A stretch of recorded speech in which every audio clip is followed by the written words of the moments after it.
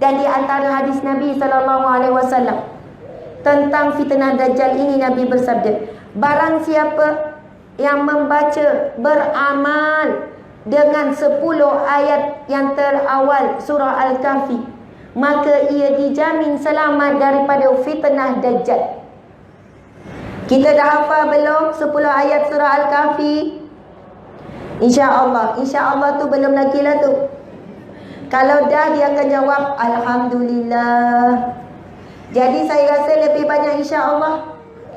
Dan ramai kata, Ustazah, acik ni dah buta huruf, acik ni tak ada boleh hafal dah ni, sel-sel otak dah tak berhubung, dah tua sangat.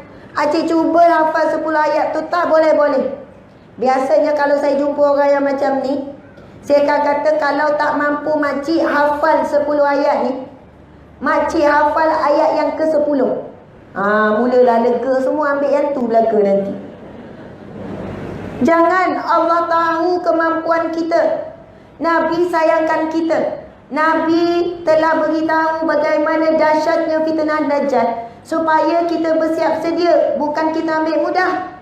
Dalam 10 ayat tu bukan panjang sangat, demi menghalang daripada fitnah yang sangat dahsyat.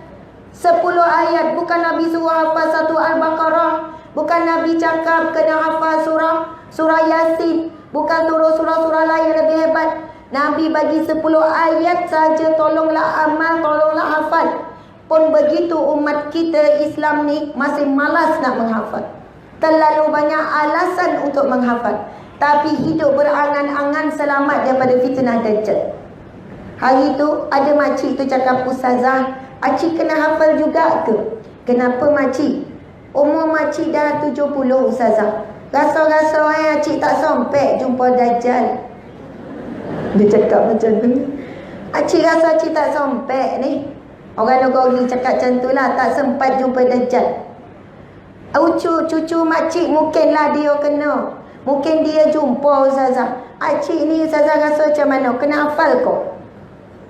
Saya nak sebut, ini antara salah faham kita.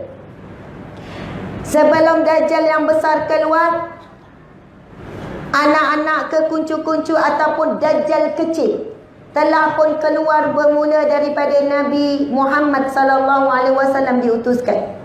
Nabi dah sebut antara Dajjal kecil yang berada pada zaman Nabi, namanya Musailamah bin Habib, ataupun diberi gelaran Musailamatul Kazzab.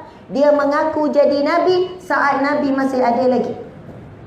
Musailamatul Kazzab. Kalau cari perkataan maksud Ad-Dajjal dalam bahasa Arab, cuba tengok kamus. Ad-Dajjal memberi maksud Al-Kazzab, penipu besar.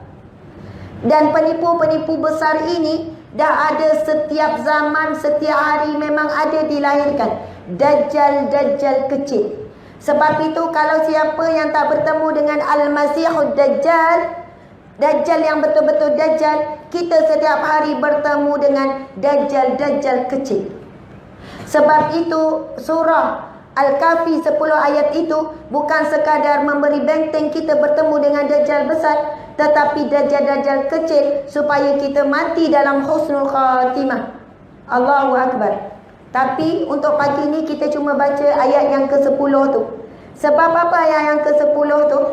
Ayat itu adalah doa Ashabul Kahfi ketika dia lari daripada pemerintah yang zalim, yang ingin membunuh kumpulan terakhir yang mengesahkan Allah Subhanahu wa taala di negerinya. Lalu dikejar oleh para musuh, oleh tentera.